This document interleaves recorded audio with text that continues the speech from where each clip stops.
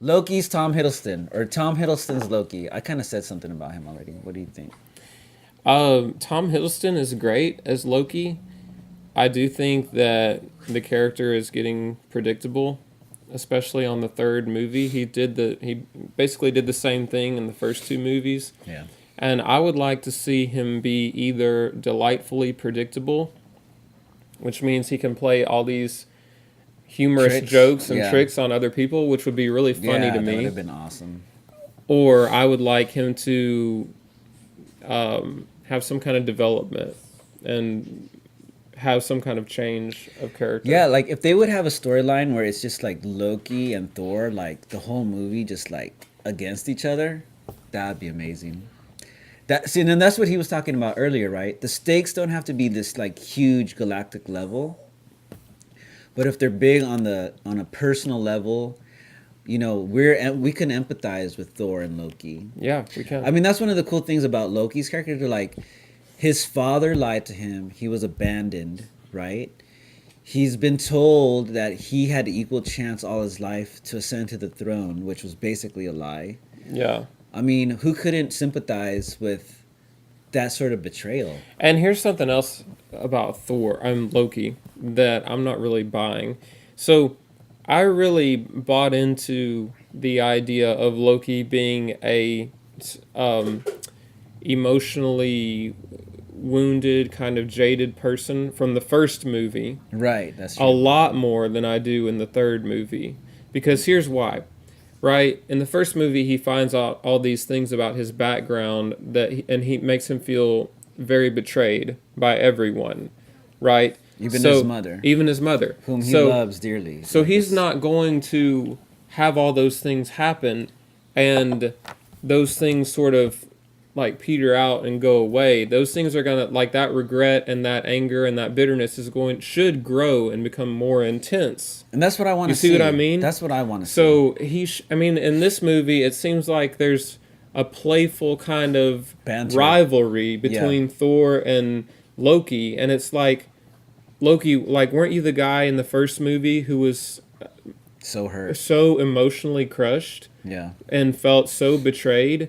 And in this movie, it's like there's like this kind of cute Back and forth. competition between them. Yeah. And it's like so hard for me to believe that Loki could go from being so hurt and so betrayed to almost just like disliking Thor, slightly disliking Thor. And like, that's part of the character development. I'm thinking, if this was a standalone movie, it's different than looking at it in the context of all the Thor movies that we have and all the other movies that we're talking about. So, like, that's why I want to see Loki be predictably delightful, and that would basically turn him into a comedy character. Or I would like to see him grow in bitterness. Or there needs to be grow in manipulation and grow in bitterness and grow towards evil, kind of like an Anakin character. Yeah, that'd be great. So he needs to do something like that. He doesn't need to be stagnant. He doesn't need to become less evil unless he has a reason to become less evil. Yeah. And if he does have a reason, then we need to see why why would he come over? What would his motivation be to join Thor? Right. And become Thor's partner? And he's a good foil for Thor because Thor is like this brute. He's all about muscle and action.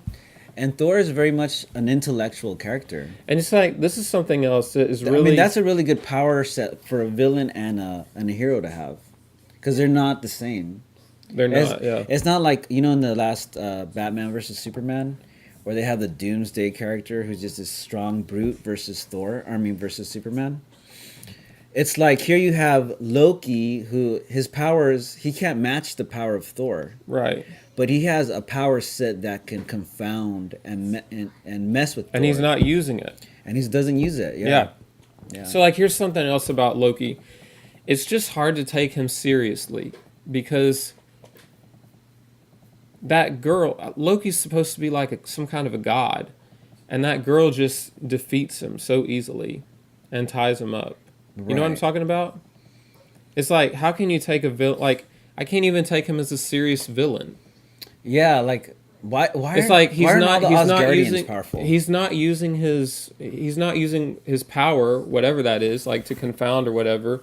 And then he can't even he can't even fight this woman and win. And she's just like, Oh, sure, he did she's an okay. elite warrior, Yeah, but it's not like she should be able to defeat a god, and he's supposed to be a god, yeah. right? He doesn't utilize his powers because we saw in the very first Thor movie. He could become many different people. He could attack from multiple places at once. He had a lot of the powers of his mother to like witchcraft, sorcery sort of powers. And I didn't like the way Doctor Strange is because he's supposed to be the sorcerer supreme, but Loki should also be on a level near, if not Near, outmatching, yeah. Doctor Doctor Strange is Strange. a person, right? Yeah, he's a human, Yeah, he's a human. and he's And what he, he's and like, he's and he's learning able it. to like outdo Loki. Yeah, that doesn't make sense at all. So I don't that's like why I'm that. saying it's hard to take Loki as a serious villain. Yeah, and this is the bad part about this Thor movie is that because it doesn't want to take itself seriously at all, it just wants to have fun the whole time. That it's losing some of the personality of the characters, and that's really important for us, the viewer, to be invested in when something does happen. Like if Loki dies, I mean that should suck for us, the viewer, because we should understand where Loki's coming from. We should understand that he loves Thor and hates Thor, and that Thor loves him and hates him, right? Like they want to defeat each other, but they don't want to see the other person like be dead or anything like that. But that's the question. In the first movie, I would think, yeah, Loki would want to see Thor dead. I would think that. You thought that? Yeah, did you?